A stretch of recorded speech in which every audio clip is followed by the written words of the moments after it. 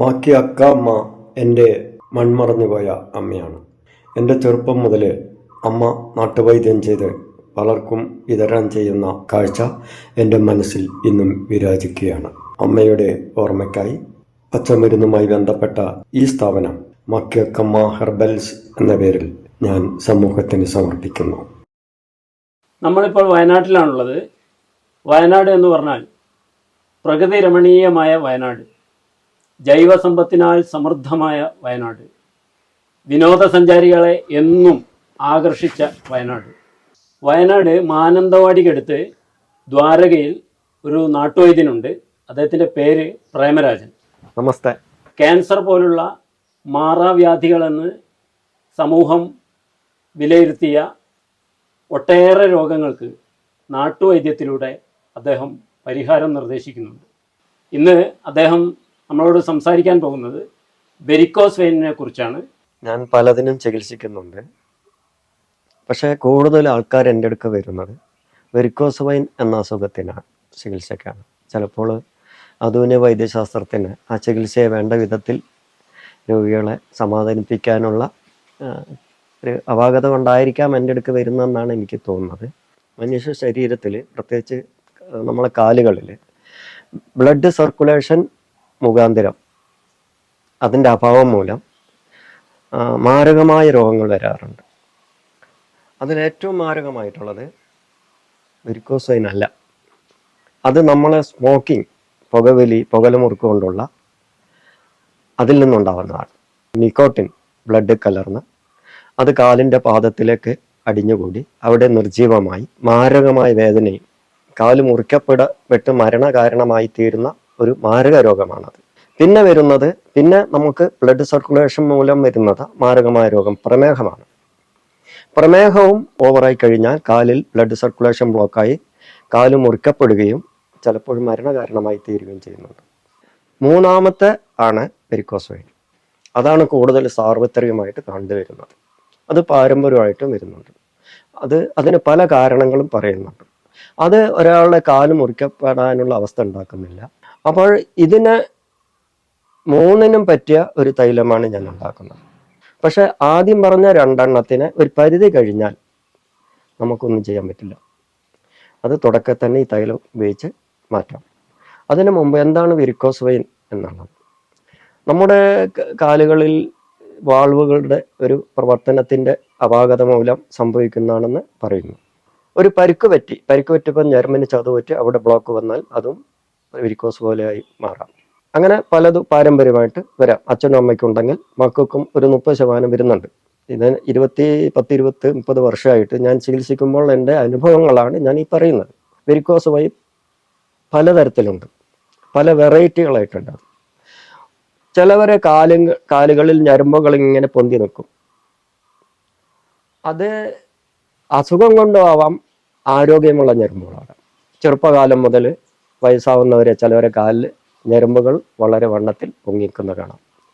അതിൽ blood circulation ഉണ്ടെങ്കിൽ അതിനെ നമ്മൾ രോഗമായിട്ട് കാണരുത്. അതിനെ ഓപ്പറേറ്റ് ചെയ്ത് കളയോ അതിന്മേൽ ഗുസ്തി പിടിക്കുകയോ ഒന്നും വേണ്ട. അത് ഒരു അപാകത മാത്രമേ നമുക്ക് കാണാൻ പറ്റുള്ളൂ. എന്നാൽ അസുഖം മൂലം ഞരമ്പ് പൊന്താം, നമുക്ക് കാല് കടച്ചിലുണ്ടാവും, കുറേ നേരം നിൽക്കുമ്പോൾ ഇരിക്കാൻ തോന്നും, പിന്നെ അവിടെ ഞരമ്പുകൾ കറുത്ത കളർ വന്ന് വരിക്കും, പിന്നെ അത് അൾസറാവും, പൊട്ടി ബ്ലഡ് പോകും. ഇങ്ങനെയൊക്കെയാണ് ഇതിൻ്റെ ലക്ഷണങ്ങൾ. അപ്പോൾ ഈ സമയത്ത് തന്നെ നമ്മൾ ചികിത്സിക്കാൻ തുടങ്ങുകയാണെങ്കിൽ അത് പെട്ടെന്ന് സുഖമാക്കാം. ഗുരുതരമായ അവസ്ഥയിൽ ചികിത്സ ഭേദമാക്കാൻ കുറേ താമസം പിടിക്കും. എന്നാൽ ഞരമ്പുകൾ പൊന്താതെ വെരിക്കോസ് ഉണ്ടാകാം. ചിലവർക്ക് കാലിൽ വട്ടത്തിൽ കറുപ്പ് കളർ രൂപാന്തരപ്പെട്ട ചൊറിച്ചിലായി അനുഭവിച്ച് കൂടുതൽ ചൊറിഞ്ഞ് അവിടെ പാണ്ട് പിടിച്ച പോലെ കാല് കറുത്ത് വികൃതമായി മാറുന്നുണ്ട്. അതും വെരിക്കോസിൻ്റെ ഒരു വകഭേദമാണ്. എന്നാൽ ചിലർക്ക് കാലിൻ്റെ പുറമെ ഒരു ഞരമ്പും പൊന്തിയിട്ടുണ്ടാവില്ല, കാലിൻ്റെ ഉള്ളിലായിരിക്കും ബ്ലോക്ക്. അത് കാലിങ്ങനെ വണ്ണം വെച്ച് വരും. അതാണ് ഏറ്റവും നമ്മൾ പേടിക്കേണ്ട വെരിക്കോസ് വെയിൻ. അത് പൊട്ടിക്കഴിഞ്ഞാൽ ആഴത്തുള്ള മുറിവായിരിക്കും. ഇങ്ങനെ പല തരത്തിലുള്ള വെരിക്കോസ് വെയിൻ ഉണ്ട്. അത് മനസ്സിലാക്കിയാണ് രോഗികളെ നമ്മൾ ചികിത്സിക്കേണ്ടത്. അല്ലാണ്ട് ഒരു ഞരമ്പ് ഓപ്പറേറ്റ് ചെയ്ത് കളഞ്ഞതുകൊണ്ട് അത് മാറും നമ്മൾ വിചാരിക്കരുത്. ഭാവിയിൽ എല്ലാ ഞരമ്പിനെയും ബാധിക്കും. അതുകൊണ്ടാണ് ഇത്തരം ചികിത്സകൾ പരാജയപ്പെടുന്നത്. അതേപോലെ ഞരമ്പിൽ നിന്ന് ബ്ലഡ് എടുക്കുന്ന ഒരവസ്ഥയുണ്ട്. അങ്ങനെ എടുത്തു കഴിഞ്ഞാൽ എല്ലായ്പ്പോഴും ബ്ലഡ് എടുക്കേണ്ടി വരും. അവിടെ എപ്പോഴും ബ്ലഡ് ഫില്ലായിക്കൊണ്ടിരിക്കും. ഇതിന് എന്താണ് നമ്മൾ ചികിത്സ? ഒരു തൈലം തേച്ചാൽ മാറാവുന്ന അസുഖമാണിത്. അതുകൊണ്ടാണ് ആൾക്കാർ എൻ്റെ അടുക്ക വരുന്നത്. നമ്മൾ തൈലം തേക്കുമ്പോൾ എന്താ സംഭവിക്കുന്നത്? കേടുവന്ന ഞരമ്പിനെ ക്ലീൻ ആക്കുകയും നാളെ വരാവുന്നതിനെ സംരക്ഷിക്കുകയും ചെയ്യുന്നു. എന്തൊക്കെയാണ് വെരിക്കോസ് വെയിൻ്റെ ലക്ഷണങ്ങൾ? സാധാരണ സ്ത്രീകൾക്കുണ്ടാകുന്നത് പ്രഗ്നൻ്റ് സമയത്താണ്. കാലിൽ കടച്ചിൽ വരും, ഞരമ്പ് വണ്ണം വെക്കും, ഇതൊക്കെയാണ് അതിൻ്റെ ലക്ഷണങ്ങൾ. എന്നാൽ മറ്റുള്ളവരെ സംബന്ധിച്ച്, ആരെ സംബന്ധിച്ചാണെങ്കിലും ഒന്നാമതുണ്ടാവുന്നത് കുറേ നേരം നിൽക്കുമ്പോൾ ഇരിക്കാൻ തോന്നും, കാലിൽ കട്ടുകഴപ്പുണ്ടാകും, കുറച്ചും കൂടി കഴിയുമ്പോൾ കാലിൽ പാദത്തിൽ നീര് കാണും. അതൊരു പാദത്തിലേ ഉണ്ടാവും, മറ്റൊരു ഭാഗത്ത് കുറവായിരിക്കും. രണ്ട് പാദത്തിലും അപൂർവമായിട്ട് ചിലർക്ക് സംഭവിക്കാറുണ്ട്. ഇതൊക്കെയാണ് അതിൻ്റെ ലക്ഷണങ്ങൾ. അപ്പോൾ തന്നെ നമ്മൾ തൈലം തേക്കുകയാണെങ്കിൽ പെട്ടെന്ന് സുഖമാവും. മോശപ്പെട്ട ഞരമ്പുകളെ ക്ലീനാക്കി നാളെ വരാവുന്നതിനെ സംരക്ഷിക്കുകയും ചെയ്യുന്നതാണ് ഈ തൈലത്തിൻ്റെ ഗുണം. ഈ കാലിൽ സംഭവിക്കുന്ന വരുന്നത് കാലിൽ മാത്രം സംഭവിക്കുന്നതല്ല, അത് ശരീരം മൊത്തം സംഭവിക്കുന്നതിൻ്റെ പ്രക്രിയ കാലിൽ വന്ന് ഭവിക്കുന്നതും കൂടിയാണ്. അതാണ് ഈ രോഗം പൂർണ്ണമായി മാറ്റാൻ പറ്റാത്തത്. അപ്പം നമ്മൾ ശരീരത്തിൻ്റെ പ്രവർത്തനത്തിൻ്റെ പരിണതഫലം കാലിൽ കൂടി വരുന്നുണ്ട് എന്നും കൂടി നമ്മൾ മനസ്സിലാക്കണം. അതാണ് ഈ ഓപ്പറേഷൻ ചെയ്താലും ലേസർ ചെയ്താലും ഇത് മാറാത്തതിൻ്റെ ഒരു കാരണം. ഒന്നാം ഘട്ടത്തിൽ നമ്മൾ ഈ തൈലം ഉപയോഗിക്കുമ്പോൾ തൈലം വെറുതെ അപ്ലൈ ചെയ്യുക, കുറച്ച് ദിവസം അപ്ലൈ ചെയ്യുക, അപ്പോൾ നമുക്കത് മാറും. പിന്നെ നമുക്ക് എന്നും സ്ഥിരമായിട്ട് ചെയ്യുകയാണെങ്കിൽ എന്നും ആ ശരീരത്തിൽ സർക്കുലേഷൻ ഉണ്ടാവും, രോഗം ഒരിക്കലും വരില്ല. രണ്ടാം ഘട്ടത്തിൽ കൂടുതൽ ഇത് വെളിച്ചത്ത് വരും. കാലിൽ ഞരമ്പ് വണ്ണം വെച്ചിരിക്കും, കറുപ്പ് വന്നിരിക്കും, ചിലവർക്ക് വല്ലാത്ത വേദനയും കടച്ചിലൊക്കെ വരും, കാലിൽ നല്ലവണ്ണം നീര് വരും. ഈ സമയത്ത് നമ്മൾ തൈലം തേക്കുമ്പോൾ എന്താണ് ശ്രദ്ധിക്കേണ്ടത്? തൈലം തേക്കുക എന്ന് പറഞ്ഞാൽ നമ്മൾ വെറുതെ ഒന്ന് തേച്ച് കൊടുത്താൽ മതി, ഒഴിയൊന്നും വേണ്ട. നമ്മൾ ഈ തൈലം തേക്കുന്നു, ഒരു 2 മണിക്കൂർ നിൽക്കണം. അപ്പോൾ നമ്മളുടെ ഈ എണ്ണയിലെ ഔഷധങ്ങൾ രോമകൂപങ്ങളിലൂടെ ഇറങ്ങി ബ്ലഡുമായിട്ട് യോജിച്ച് ആണ് ഇത് പ്രവർത്തിക്കുന്നത്.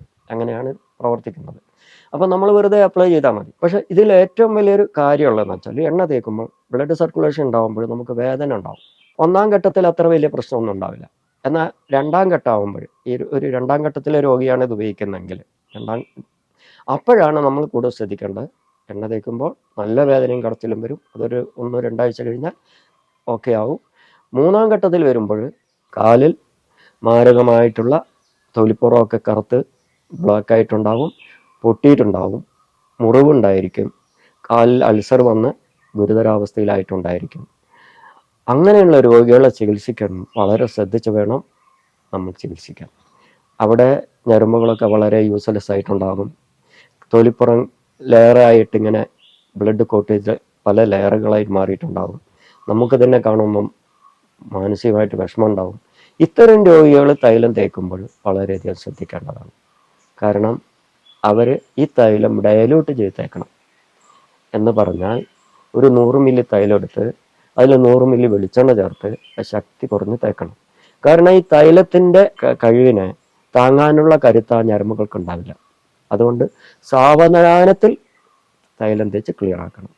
എന്തൊക്കെയാണ് ഈ തൈലത്തിൻ്റെ ചേരുവകളായിട്ട് ഉപയോഗിക്കുന്നത്? ഈ വയനാട്ടിലെ ധാരാളം പച്ചമരുന്നുകളുടെ ഒരു കേന്ദ്രമാണ് വയനാട്. ഞാൻ വെരിക്കോസ് വെയിൻ ഉണ്ടാക്കുന്ന തൈലം കുറേ പച്ചമരുന്നുകൾ, വ്യത്യസ്തമായ പല പച്ചമരുന്നുകളുടെ ചേരുവകൾ കൂട്ടി ഇടിച്ച് പിഴിഞ്ഞുണ്ടാക്കിയതാണ് ആ തൈലം ഉണ്ടാക്കുന്നത്. ശരീരത്തിൽ ബ്ലഡ് സർക്കുലേഷൻ മൂലം ഉണ്ടാകുന്ന എല്ലാ രോഗങ്ങൾക്കും അത് പറ്റുന്നതാണ്. അതിൽ ഞാൻ പറഞ്ഞില്ലേ, വെരിക്കോസ് വെയിനാണ് അധികം ആൾക്കാർ ഉപയോഗിക്കുന്നത്. ഒരു വർഷം മുമ്പ് കോഴിക്കോടുള്ള ഒരാൾ വന്നു. അദ്ദേഹത്തിൻ്റെ കാലിൽ അദ്ദേഹം പറഞ്ഞു 10 ലക്ഷം രൂപ മുടക്കിയിട്ട് എനിക്ക് ഈ രോഗം മാറാൻ കഴിഞ്ഞില്ല. ഞാൻ നോക്കുമ്പോൾ 10 ലക്ഷം രൂപ മുടക്കി അയാളുടെ കാലിൽ 4 കുഴികളാണത്, മാംസത്തിൻ്റെ. വല്ലാത്ത വിഷമം തോന്നി എനിക്ക്. ഞാൻ അദ്ദേഹത്തോട് പറഞ്ഞു, 1/2 ലിറ്റർ എണ്ണ കൊണ്ട് മാറാവുന്ന അസുഖമാണിത്. പക്ഷേ ഇനിയിപ്പോൾ എത്ര എണ്ണ തേച്ചാലും മാറുമെന്ന് എനിക്ക് പറയാൻ പറ്റില്ല. അദ്ദേഹത്തിന് വേദന സഹിക്കാതെ ട്രെയിനിന് തലവെക്കാൻ പല പ്രാവശ്യം തോന്നിയിരുന്നു പോലും. എൻ്റെ ചികിത്സയെപ്പറ്റിയൊന്നും അയാൾ അറിഞ്ഞിരുന്നില്ല എന്ന്, പലരും നിർബന്ധിച്ചിട്ടാണ് എൻ്റെ അടുക്ക് വന്നതെന്ന് അയാൾ പറഞ്ഞു. പക്ഷെ ഞാൻ നിസ്സഹനായി പറഞ്ഞു, ഞാൻ തൈലം തരാം, പക്ഷെ ഈ അവസ്ഥയിൽ അത് മാറുമെന്ന് എനിക്കറിയില്ല. എന്നാൽ ഇപ്പോൾ ഒരു 10-12 മാസമായി, ഒരു കൊല്ലമായി, അയാൾക്ക് ഇപ്പോൾ 90% മാറി. കുറേ തൈലം ഉപയോഗിക്കേണ്ടി വന്നു. അങ്ങനെയുള്ള അവസ്ഥ ഇല്ലാതാവാൻ വേണ്ടിയും രോഗികൾ പെട്ടെന്ന് രോഗം മാറാൻ വേണ്ടിയാണ് നമ്മൾ ശ്രമിക്കേണ്ടത്. അപ്പോൾ നമ്മൾ ആദ്യം തന്നെ ആദ്യഘട്ടത്തിൽ തന്നെ രോഗത്തെ ശമിപ്പിക്കാനും ആണ് നമ്മൾ ശ്രമിക്കേണ്ടത്. മാരകമായി കഴിഞ്ഞാൽ ഒരു രോഗം മാരകമായി കഴിഞ്ഞാൽ ആ രോഗത്തോട് വെച്ച് പല രോഗങ്ങളും ഉണ്ടാവും. ഈ എണ്ണ ഉപയോഗിക്കുമ്പോൾ രോഗി ശ്രദ്ധിക്കേണ്ട ചില കാര്യങ്ങളൊക്കെ ഉണ്ടാവുമല്ലോ. ഈ വെരിക്കോസ് വെയിൻ എന്ന് പറയുന്ന അസുഖം, അത് തൈലം ആദ്യം തേക്കുകയാണെങ്കിൽ അത്ര മാരകമൊന്നുമല്ല. പക്ഷെ മാരകമാക്കി മാറ്റുകയാണ് ചെയ്യുന്നത്. അതാണ് നമ്മൾ ശ്രദ്ധിക്കേണ്ടത്. ഞാൻ നേരത്തെ പറഞ്ഞു, നമ്മുടെ ലക്ഷണം കാണുമ്പോൾ തന്നെ ഈ തൈലം ഉപയോഗിക്കുക. ഈ തൈലം ഉപയോഗിക്കുമ്പോൾ ശ്രദ്ധിക്കണം. അങ്ങനെയുള്ള രോഗികളുടെ കാലിൻ്റെ പാദങ്ങളിൽ ബ്ലഡ് സർക്കുലേഷൻ ബ്ലോക്കായിട്ടുണ്ടാവും. ഈ ബ്ലഡ് സർക്കുലേഷൻ ബ്ലോക്കായ അവസ്ഥയിൽ അവരെ കാലിൽ കറുപ്പ് നിറം വന്നിട്ടുണ്ടാവും, മുറിവുണ്ടായിരിക്കും. കാരണം ശരിയായ രൂപത്തിൽ ബ്ലഡ് സർക്കുലേഷൻ ഇല്ലാത്തതുകൊണ്ടാണ് സംഭവിക്കുന്നത്, അങ്ങനെ ആയി തീരുന്നത്. അപ്പം നമ്മൾ തൈലം ഉപയോഗിക്കുമ്പോൾ ഞാൻ പറഞ്ഞു, അത് വേർമ്പിച്ച് എടുക്കണം തൈലം. അതെങ്ങനെയാണ് നിർമ്മിക്കുക? തൈലത്തിൽ എടുത്തിട്ട് ഒരു 100 മില്ലി എടുക്കുക, 100 മില്ലി വെളിച്ചെണ്ണ ചേർക്കുക. അപ്പോൾ അത് ശക്തി കുറയും. മാരകമായിട്ട് ഗുരുതരമായ ആൾക്കാർ 100 മില്ലി തൈലത്തിൽ 200 മില്ലി വെളിച്ചെണ്ണ ചേർക്കുക. അപ്പോൾ അതിനെ അങ്ങനെ തേക്കണം. സാവധാനത്തിൽ നമ്മൾ ക്ലിയർ ആയിക്കൊണ്ടുവരണം. അത് എന്താണെന്ന് വെച്ചാൽ, ഈ തൈലത്തിൻ്റെ ശക്തിയെ താങ്ങാനുള്ള കരുത്ത് അവരുടെ ഞരമ്പുകൾക്കോ തൊലിപ്പുറത്തിനോ ഉണ്ടായിരിക്കില്ല.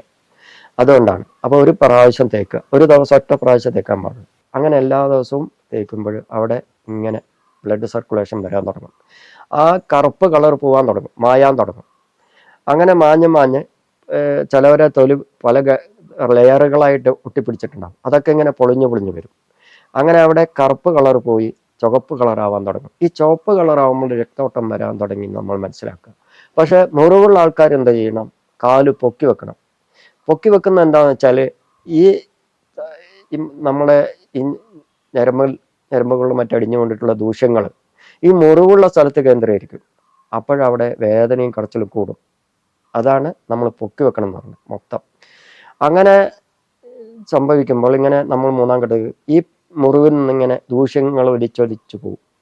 അങ്ങനെ അത് വറ്റിയിട്ട് മുറിവ് കറുപ്പായിരിക്കും, കറുപ്പ് വെള്ളയാവും. വെള്ള ചുവപ്പാവുമ്പോൾ രക്തോട്ടം വരാൻ തുടങ്ങി എന്ന് മനസ്സിലാക്കുക. അങ്ങനെ നമ്മൾ കുറേ കാലം കഴിയുമ്പോൾ അവിടെ മുറിവ് ഉണങ്ങി ക്ലിയറായി വരും. സുഖമായ കാല് കൊണ്ട് നമ്മൾ കൂടുതൽ അധ്വാനം കൊടുക്കുമ്പോൾ വീണ്ടും പഴയ രൂപത്തിൽ ആയി വരാൻ സാധ്യതയുണ്ട്. പിന്നെ ഇതിന് അലർജി ആയിട്ടുള്ള കാര്യമുണ്ട്. ഈ ചാണകം, വെരിക്കോസ് വെയിൻ അസുഖമുള്ളവർക്ക് അലർജിയാണ്. സിമൻറ്റ് പൊടി അലർജിയാണ്. പിന്നെ ചളി, ഇതൊക്കെ ഇതിന് അലർജിയാണ്. അപ്പം നമ്മൾ കാലിൽ എന്തെന്ന് വെച്ചാൽ ഇതൊക്കെ അണുവ്യാപനം നടക്കാനുള്ള കാരണമായി മാറും. വീണ്ടും പഴയ പോലെ ആവാൻ സാധ്യതയുണ്ട്. അതുകൊണ്ട് നമ്മൾ ഈ ഗുരുതരാവസ്ഥയിൽ എത്താതിരിക്കാനാണ് നമ്മൾ ആദ്യം ശ്രദ്ധിക്കേണ്ടത്. നമ്മൾ ശ്രദ്ധിക്കേണ്ടത് നമ്മുടെ കാലിൽ കടച്ചിലും വേദനയും ഉണ്ടാവുക, നമ്മുടെ അച്ഛനോ അമ്മയ്ക്ക് ഈ അസുഖം വന്നിട്ടുണ്ടെന്ന് നമുക്ക് വരാൻ സാധ്യതയുണ്ടെന്ന് മനസ്സിലാക്കുക. നമ്മൾ ഈ തൈലം അപ്പോഴെ തന്നെ ഉപയോഗിച്ചാൽ പെട്ടെന്ന് വളരെ കുറഞ്ഞ ചിലവിൽ നമുക്ക് രോഗം മാറ്റാം. പൊതുവെ പറയുമ്പോൾ ഇപ്പോഴത്തെ ചികിത്സകളൊക്കെ വലിയ സാമ്പത്തിക ഭാരമുള്ളതായിട്ടാണ് അറിയപ്പെടുന്നത്. വൈദ്യരുടെ ഈ നാട്ടുചികിത്സയിൽ അതിൻ്റെ സാമ്പത്തിക ചെലവ് എങ്ങനെയാണ്? ധാരാളം രോഗികൾ എൻ്റെ അടുക്ക വരുന്നത്, അവർക്കറിയാം എൻ്റെ മരുന്നിൻ്റെ വിലയെക്കുറിച്ചും അതിൻ്റെ ഗുണത്തിനെ പറ്റിയും ഒക്കെ അറിയാം. മറ്റുള്ള ചികിത്സേനേക്കാളും എത്രയോ കുറഞ്ഞ അളവിലാണ് ഞാൻ എല്ലാവരോടും വാങ്ങാറുള്ളത്. അത് നമ്മുടെ സംസ്ഥാനത്തും പുറത്തും ചിലർ വിദേശങ്ങളൊക്കെ കൊണ്ടുപോകാറുണ്ട്. അപ്പോൾ അവർക്കും അറിയാലോ ഇതിൻ്റെ സാമ്പത്തിക ചെലവ് കുറഞ്ഞൊരു തൈലമാണെന്നും ഇതിന് ഗുണമുണ്ടെന്നും മനസ്സിലാക്കിക്കൊണ്ടാണ് അവരൊക്കെ കൊണ്ടുപോകുന്നതും വീണ്ടും പലരോടും പറഞ്ഞിട്ട് എൻ്റെ അടുക്ക ആൾക്കാർ ഇതിനു വേണ്ടി വരുന്നതൊക്കെ. അപ്പോൾ ഇത്രയും കാലത്തെ ഈ ചികിത്സ അനുഭവത്തിനിടക്ക് മനസ്സിലേക്ക് പെട്ടെന്ന് ഓടിയെത്തുന്ന എന്തെങ്കിലും ഒരു ഓർമ്മ? ധാരാളം അനുഭവങ്ങളുണ്ട്. ഈ രോഗം മാറിയിട്ട് എന്നോട് വളരെ ഒരു ദൈവതുല്യമായിട്ട് പെരുമാറിയ ആൾക്കാരൊക്കെ ഉണ്ട്. പക്ഷെ അതിലുപരി ഈ ചികിത്സയുടെ ഈ തൈലത്തിൻ്റെ പ്രത്യേകത മനസ്സിലാക്കി അത് പറഞ്ഞു കൊടുക്കാൻ വേണ്ടി പല ഓഫറുമായിട്ട് വന്ന ആൾക്കാരൊക്കെ ഉണ്ട്. ഇപ്പോൾ അടുത്ത കാലത്തെ ഒരു വൈദ്യർ എന്നോട് ഒന്ന് പറഞ്ഞു, ഒരു അമേരിക്കൻ സായിപ്പ്, അദ്ദേഹത്തിന് തൈലത്തിൻ്റെ സീക്രസി പറഞ്ഞു കൊടുത്താൽ 4-5 കോടി രൂപ എനിക്ക് തരാം, പിന്നെ അതിൻ്റെ അതോറിറ്റി അയാളായിരിക്കും, അമേരിക്ക കൊണ്ടുപോയി അത് ചെയ്യുമെന്നാണ് അയാൾ പറഞ്ഞത്. പക്ഷെ ഞാൻ അങ്ങനത്തെ അതിലൊന്നും എനിക്ക് താല്പര്യമില്ല. നമ്മളെ നാട്ടിൽ തന്നെ എത്രയോ ആൾക്കാർ തൊഴിലില്ലാതെ കിടക്കുകയാണ്. അങ്ങനെയുള്ള ആൾക്കാരെയൊക്കെ ഉൾപ്പെടുത്തിയൊരു ഇത് വിപുലീകരിക്കുകയാണെങ്കിൽ നമ്മുടെ നാട്ടിൽ തന്നെ അത് ഉപകാരപ്രദമായിരിക്കും എന്നാണ് എനിക്ക് തോന്നുന്നത്. വൈദ്യം എന്ന് പറഞ്ഞാൽ, വൈദ്യൻ്റെ മരുന്ന് എന്ന് പറഞ്ഞാൽ, ഇത്രയും ആധുനിക ശാസ്ത്രം വളർന്നിട്ടും രോഗികൾ വൈദ്യന്മാരെ എടുക്കാൻ പോകാൻ കാരണം മരുന്നുകളുടെ ഗുണം കൊണ്ടാണ്. വൈദ്യൻ മരുന്നുണ്ടാക്കുന്നത് എപ്പോഴും വളരെ തൃപ്തിയായി ഉണ്ടായ അയാൾ വൈദ്യൻ മരുന്നുണ്ടാക്കുള്ളൂ. അതിൽ രാസവസ്തുക്കളൊന്നുമില്ല, പച്ച മരുന്നുകൾ മാത്രമാണ്. അതുകൊണ്ട് പാർശ്വഫലങ്ങളൊന്നും ഉണ്ടാവില്ല. അത് ശരീരത്തിന് വേറെ രോഗങ്ങൾ ഉണ്ടാക്കില്ല. അതേസമയം മറ്റുള്ള ഗുളികളൊക്കെ കഴിച്ചാൽ വേറെ രോഗങ്ങളായിട്ട് വരുന്നുണ്ട്. അപ്പോൾ ഇതൊക്കെ മനസ്സിലാക്കിയിട്ടാണ് ഈ ആധുനിക ഈ വളർന്നിട്ടും വളരെയധികം വിദ്യാഭ്യാസം വിവരമുള്ള ആൾക്കാർ പോലും വൈദ്യന്മാരെടുത്ത് പോകുന്നത്. ഇത് ഒരാളുടെ വെരിക്കോസ് വെയിൻ സാരമായി ബാധിച്ച കാലാണ്. അദ്ദേഹത്തിൻ്റെ തൊലിപ്പുറം മുഴുവൻ കറുത്ത് ഉരുണ്ടിരിക്കുകയാണ്, മുറിവുമുണ്ട്.